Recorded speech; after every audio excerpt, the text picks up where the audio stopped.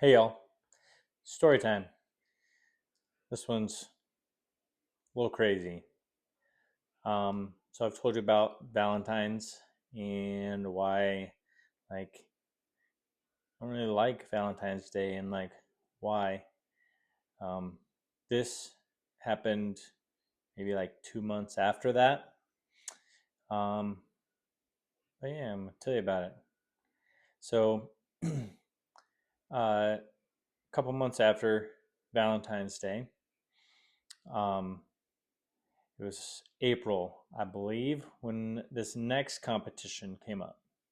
And there was a lot that happened between the two incidents. And I was in denial about what was really happening, what was going on with her, my ex wife, and the affairs and the drugs and just everything. Um, I didn't want to admit it. I never said it out loud. And um, it was almost like if I didn't say it out loud, then it wasn't real. So um, we had signed up for another competition together, and it was in Hastings. And we trained together still. We did our thing, and you know, thought things were going better. Um, hindsight's always 2020. Like you see things differently at the end of it when everything's all said and done. And anyway, we went alone this time. Didn't take kids. Um, got a hotel in Hastings and uh, met a couple there that we had met at the Valentine's Day competition. They went to that one too. Um, the night before the competition, we went and ate with them, and then uh, got up the next day and did the competition. Um, Everything went really well. I thought we got along really well. We competed really well. Um, we got third place in that one. And the first, second, and third place were all like a matter of like 3 points. Um, so it was a close one. We had fun. Like we had fun with the couples that we knew, the people that we knew, and like I thought it was a good day. It was most of the day, and at the end of the competition, we went back to the hotel. We were supposed to meet up with that couple to go out to eat and get some drinks, and we um, went to the hotel, got ready, and then met them for drinks. And um, where we were eating, uh, she, my ex-wife, kind of like turned her back so that she was like facing me, and like we ordered our food, ordered drinks, and we were drinking a little bit, and we took some shots, and got the night started. Well, something that my ex-wife didn't notice was that on the wall behind her there was a mirror, one of those like bar mirrors that had like the writing on it and stuff, but it was a mirror. And I noticed like halfway through the meal that I could see her phone, and she would like be facing me, and there was an intentional reason why she was facing me. She was, snapping with this dude that she was having an affair with, and I could see it in the reflection. And I noticed it, and I didn't say anything. I didn't want to cause a scene. I didn't want to embarrass the people that we were with. And I mean, I could see the whole conversation throughout the whole meal. And by that time, I had had a few drinks and stuff, and I was like, I don't think this is going to be a good night. So I was like, I gotta stop on the drinks. Like now, I had just started to get a buzz, and I was like, yeah, I gotta stop on the drinks. This is not gonna be a good night to have to address this. And uh, we got done eating, and they wanted to go to another bar. So that's what we did. We went to another bar, and she continued to be on her phone the whole night. And I finally was kind of like, hey, who you talking to? She's like, oh, my sister, you know. And, at that point, I just said, I had enough. And I told the other couple, I was like, hey, we're leaving.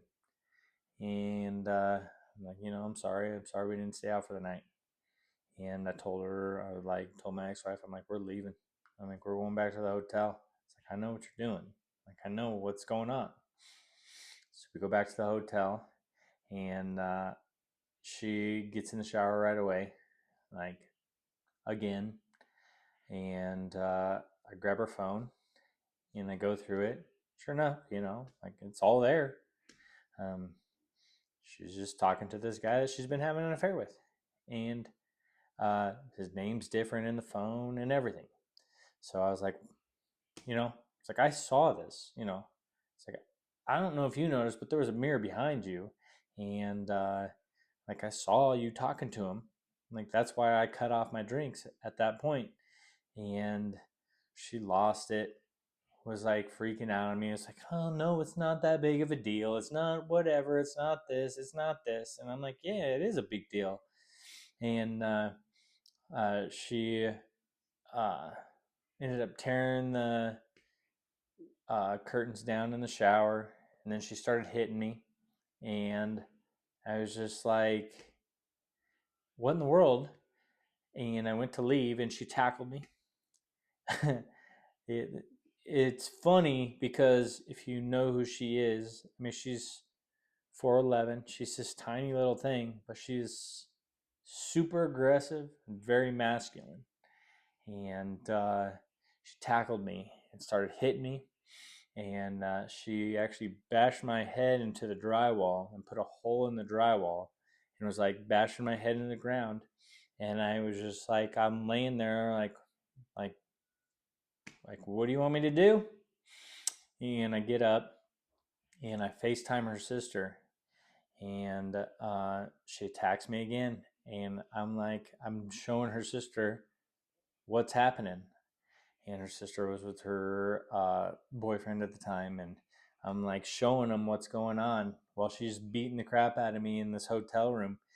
And this goes on for a while, and they're like, you just need to leave, you just need to leave, Jordan, you need to leave. And I'm like, I tried to, and she tackled me. Like, I'm trying not to be physical in this, because as soon as I become physical, defending myself or not, it's bad for me. And so finally, like, I get out the door. She gets clothes on, because she had not even got clothes on at this point.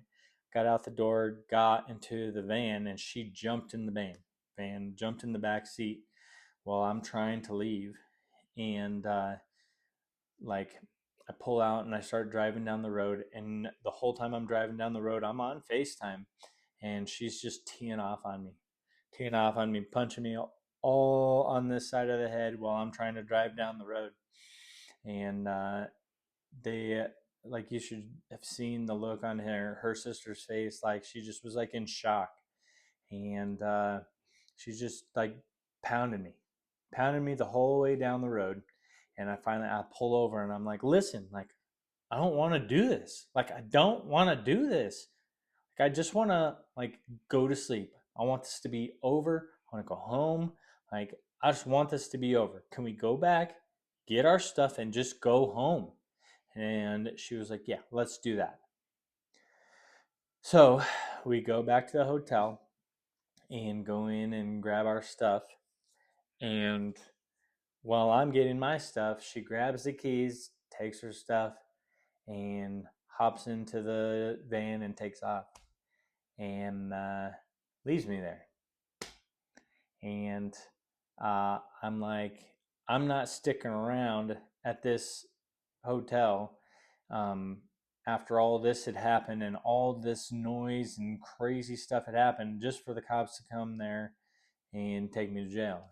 Like, uh, all I had did the whole entire time was I pushed her away from me one time, and she fell down, and other than that, I like laid there and took it. I just sat there in the driver's seat and took it.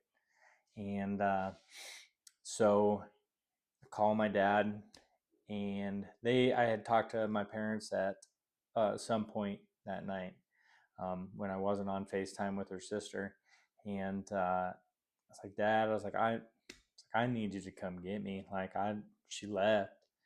And he's like, I'll come get you. And mind you, it's like 2 or 3 o'clock in the morning at this point.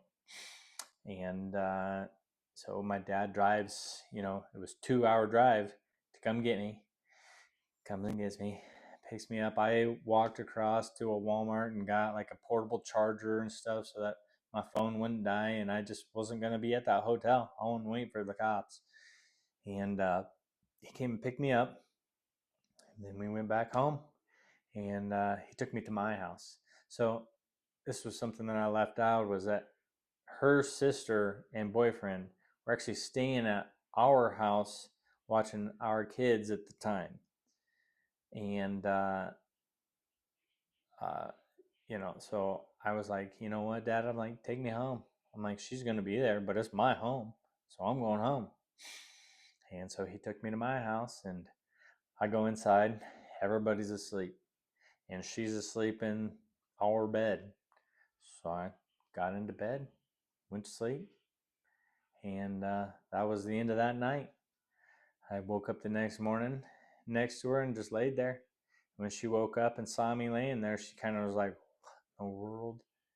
And then I got up and, you know, took care of the kids. And she came out finally and was like, she's like, I didn't mean for that night to go that way. And I'm like, well, you may not have meant for it, but I mean, it definitely happened. But yeah, so that was a crazy night. It's the last competition that we did together. And so, like the last two competitions that we did together kind of left a pretty bad taste in my mouth. Um, but, the side of my face was a little bruised and swollen from getting beat. And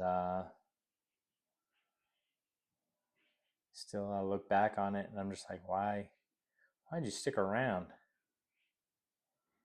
I feel pretty foolish and embarrassed of myself for like accepting the way that I was treated for a very long time. And, I should have done better. I should have left a lot earlier and not put up with that. But, you know, hindsight. Anyway, that's story time for today. Yeah. God bless. Be kind. Love y'all.